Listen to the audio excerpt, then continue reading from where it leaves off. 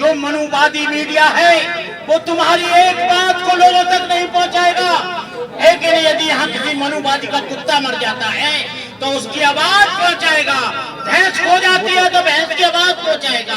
कोई बिल्ली खो जाती है तो बिल्ली की आवाज पहुंचाएगा। हमारा कोई भी न्यायपालिका नहीं है। न्यायपालिका में आरएसएस के लोगों ने कब्जा कर लिया है। वो जैनों को खत्म करने का इन्होंने संकल्प लिया है, मुस्लिम यूनिवर्सिटी को खत्म करने का संकल्प लिया है, लेकिन बीएचयू को खत्म ये नहीं करेंगे।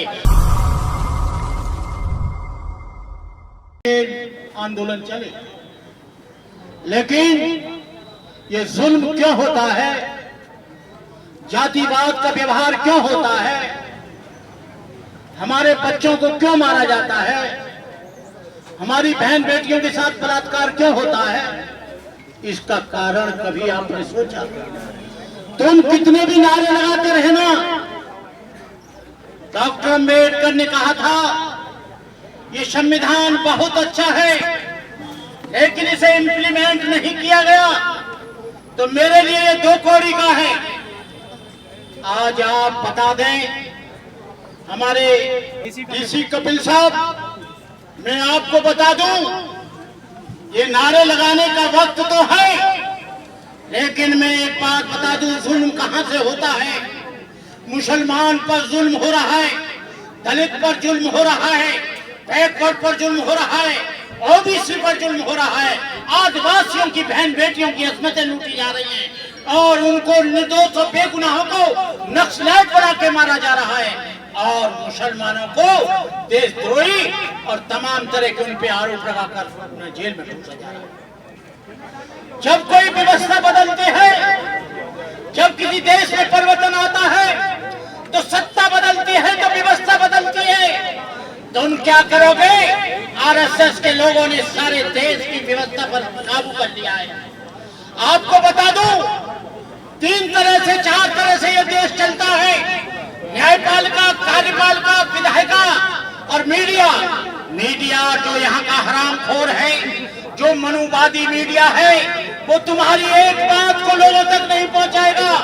लेकिन यदि यहाँ किसी मनुवादी का कुत्ता मर जाता है तो उसकी आवाज पहुंचाएगा। भैंस खो जाती है तो भैंस की आवाज पहुंचाएगा। कोई बिल्ली खो जाती है तो बिल्ली की आवाज पहुंचाएगा। मंत्री जी की बिल्ली खो गई है, उसको तुरंत पता लगाया जाए और तुरंत बिल्ली को पकड़ के घर पे ले आएंगे। भैंस खो जाती है, लेकिन हम लोग चिल्लाते हैं क्योंकि हमारी व्यवस्था नहीं है, हमारा कोई भी न्यायपालिका नहीं है। न्यायपालिका में आरएसएस के लोगों ने कब्जा कर लिया है। विधायिका में पूरे के पूरे लोग वो बैठे हैं। इस विधायिका को बनाने वाले कौन हैं? इस विधायिका को बनाने वाले ओबीसी के लोग हैं। इस विधायिका को बनाने वाले शेड्यूल कास्ट के लोग हैं। इस विधायिका को बनाने वाले एससी और एसटी के लोग हैं। जब तक आप यहाँ की सत्ता को उखाड़ नहीं फेंकोगे तब तक ऐसे ही जुल्म होता रहेगा। सत्ता बदलेगी तो व्यवस्था बदलेगी और 2024 के लिए आप संकल्प कर लो। आपको आंदोलन करने की आवश्यकता नहीं पड़ेगी। आपका बैकलॉग पूरा किया जाएगा। आपके बच्चों को अच्छी जगह एडमिशन मिलेंगे। इन्होंने बच्चों की फीस को 20 गुना कर दिया है। गरीब बच्चा अपने बच्चों को पढ़ा नहीं सकता। जेएनयू से जो बच्चे तैयार होते थे, जो है वहाँ 200 गुना वहाँ पर फीस कर दी है। वो जेएनयू को खत्म करने का इन्होंने संकल्प लिया है, मुस्लिम यूनिवर्सिटी को खत्म करने का संकल्प लिया है, लेकिन बीएचयू को खत्म ये नहीं करेंगे, अन्य चीजों को खत्म नहीं करेंगे, क्योंकि यहाँ पर शिक्षा पर पूरा का पूरा कब्जा मनुवादियों का है। और जब तक आप इनको उखाड़ नहीं फेंकोगे तब तक यहाँ पर जुल्म होता रहेगा। जुल्म की उम्र कम नहीं हो सकती। जुल्म कहाँ से आया? जुल्म जाति में से आया। जब तक जाति रहेगी तब तक यहाँ जुल्म रहेगा। जुल्म की उम्र कम नहीं होती। वक्ते जिहाद है सभी रक्स का नहीं, वक्ते जिहाद है सभी रक्स का नहीं, वो खून का कतरा किसी के अस्त्र का नहीं, बुलावा सरफरोशों का हुआ आखिर है मैदान जानदारों का मरिए इसका नहीं। तुमको बलिदान देने की जरूरत है, तुमको आहुति देने की जरूरत है, तुमको कुर्बान होने की जरूरत है। जब तक ये समाज 12 बच्चे कुर्बान हुए तो इन्होंने SC/ST एक्ट को वापस लिया। यहाँ पर रोजाना बदलाव होते हैं। विधान में हमारा संशोधन किया जा रहा है, संविधान में रोज संशोधन किया जा रहा है, लेकिन एक बिल ऐसा भी ले आओ कि जातिवाद का विरोध किया जाता है। जातिवाद का बिल एक लाओ कि कोई भी आदमी जाति नहीं लिखेगा, कोई भी शर्मा नहीं लिखेगा, कोई भी पांडे नहीं लिखेगा, लेकिन ये लाएंगे नहीं, क्योंकि उसमें इनकी मौज मस्ती है, उसमें इनका कल्याण है। मैं कहना चाहता हूँ कि आप लोग जब तक ये व्यवस्था बीजेपी की रहेगी, जब तक बीजेपी की गवर्नमेंट आई है और ऐसे लोग हावी हो गए, हमारे बच्चों को मारा जा रहा है। जितेंद्र मेघवाल को पूछ रखने पे मार दिया जाता है, इंद्र मेघवाल को पानी पीते पे कत्ल कर दिया जाता है, अनेकों बहनों के साथ बलात्कार किया जाता है। जब मैं पढ़ता था, जब मैं पॉलिटेक्निक में पढ़ता था, मैं कोई सीधा साधा भंते नहीं बन गया हूँ, जुल्म को सहते सहते यहाँ तक पहुँचा हूँ। आपको बता दूं, जब मैं पढ़ता था हाथरस के एमजी पॉलिटेक्निक में, तो वहाँ पर ढेर सारे सवर्ण लोग, मनुवादी लोग थे।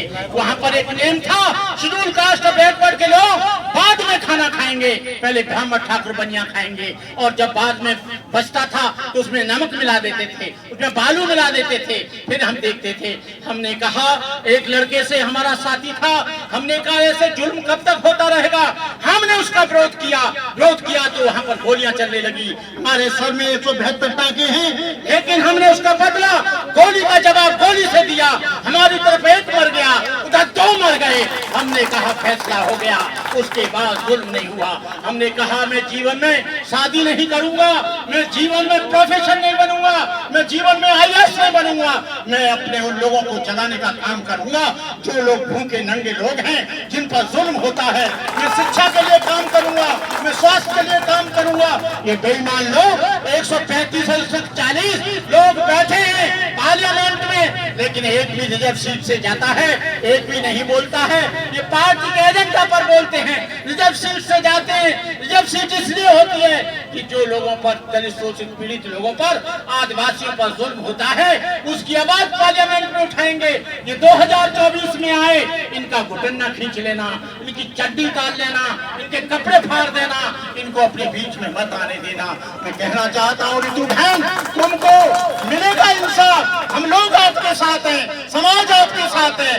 देखते हैं कैसे ये केवल अभी तो यहाँ हुआ है प्रदर्शन, पूरे देश के कोने कोने में होगा, उत्तर प्रदेश में होगा, झारखंड में होगा, हरियाणा में होगा, पंजाब में होगा, उत्तर प्रदेश में होगा, हर जगह ये आंदोलन होगा।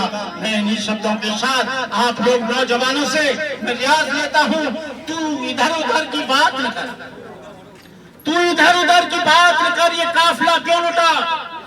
क्योंकि तेरा चोर और लुटेरों से तपासता।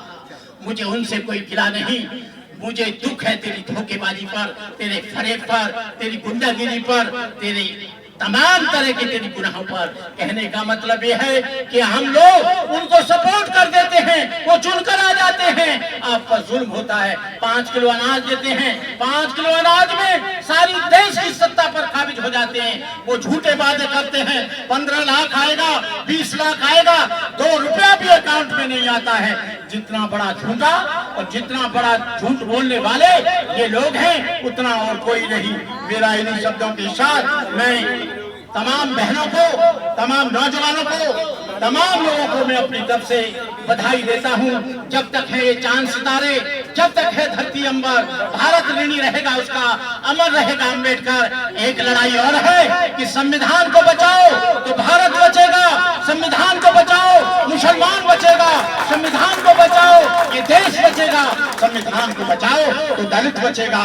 आप संविधान को बचाए रखना, ये दूसरा हिंदू राष्ट्र मत बनने देना। हिंदू राष्ट्र कैसे बनेगा?